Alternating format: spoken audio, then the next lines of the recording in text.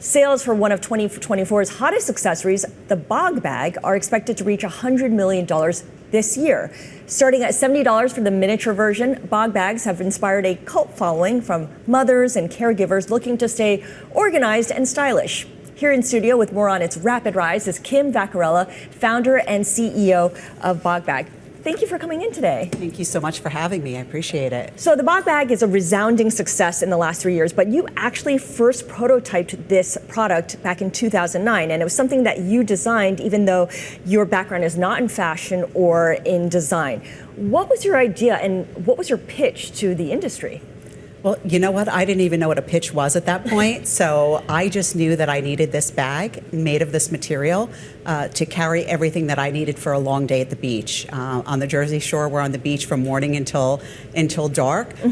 So you have to carry all the things all the time. I also had two sons that were very active in sports. So making sure that we were able to carry everything and that it was washable at the end of the day was super important to me. And the material that you talk about is EVA. It's Yes. the same material that's used in Crocs shoes, Yep, right? it's a very similar material. Great thing about it is it's antimicrobial, it's washable, it's durable, it's sturdy. So all the things that we need as moms to carry all the things. Did you ever talk to Crocs about this? Because it would make sense to kind of go to them. Right, you know, I reached out to a lot of people early on. I got a lot of resounding no's, a lot of it's too utilitarian, it's not going to work, it's too big, no one will ever need more than one.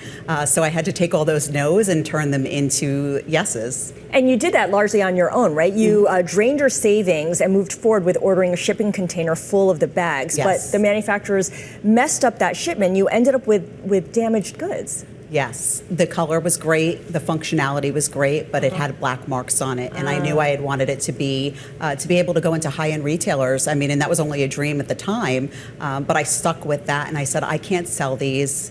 We ended up donating all of them to Sandy victims on the Jersey Shore. Filled them with supplies that they would need as they entered their homes. They were dealing with mold and all of the issues that they faced. So we were able to get a bunch of donations and fill up these bags. And that's what kind of set it off, because people realized how functional these bags were, Right. and they started contacting you about how they can get more of them. Yeah, absolutely. We had a Facebook page set up at the time, letting people know where we would be with these donations.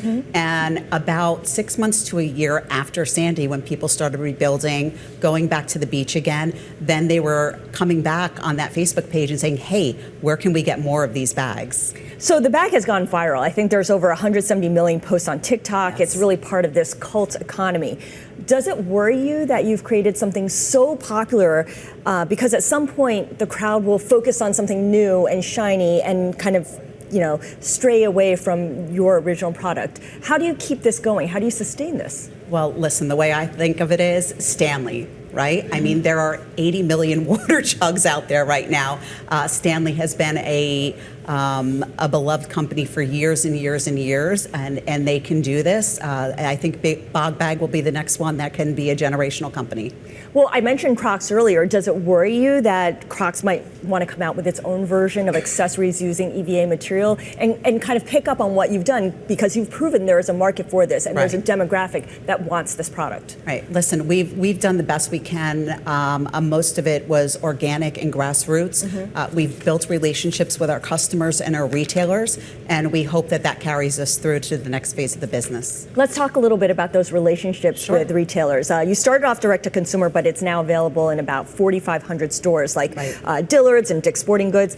How do you get past the idea to them that this is more than just a seasonal product? You mentioned originally it was for if you go to the Jersey Shore and you're going to the beach, Right. for outdoor use. It originated as a beach bag, but what we found so quickly was that it was so much more than a beach bag, right? Moms were using it to go to the soccer field, to go to swim school.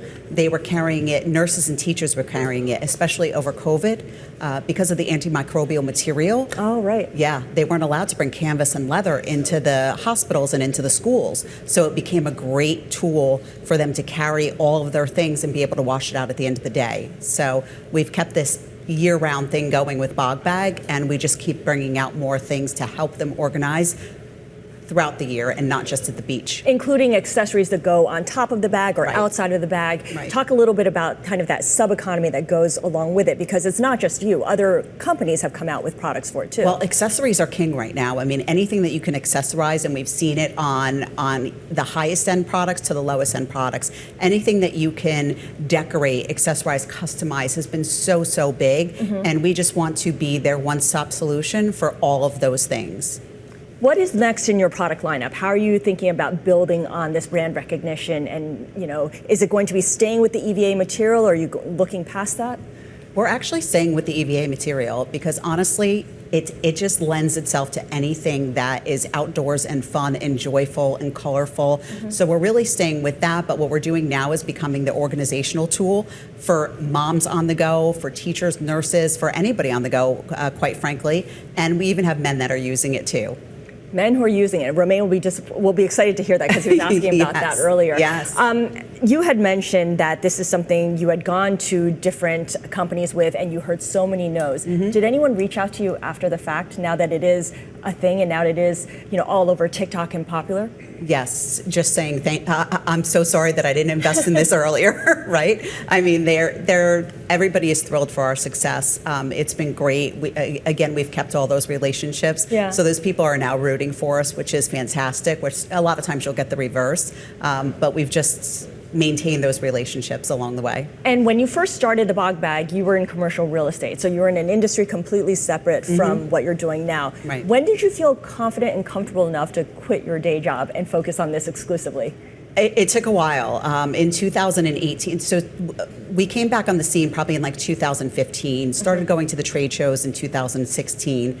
It just got a little bit bigger each year, and there was two of us working. There was my husband was helping, but I had one other girl, Julie, who's been with me since day one, and it was the two of us running over to the warehouse at night to pack bags after I would work all day.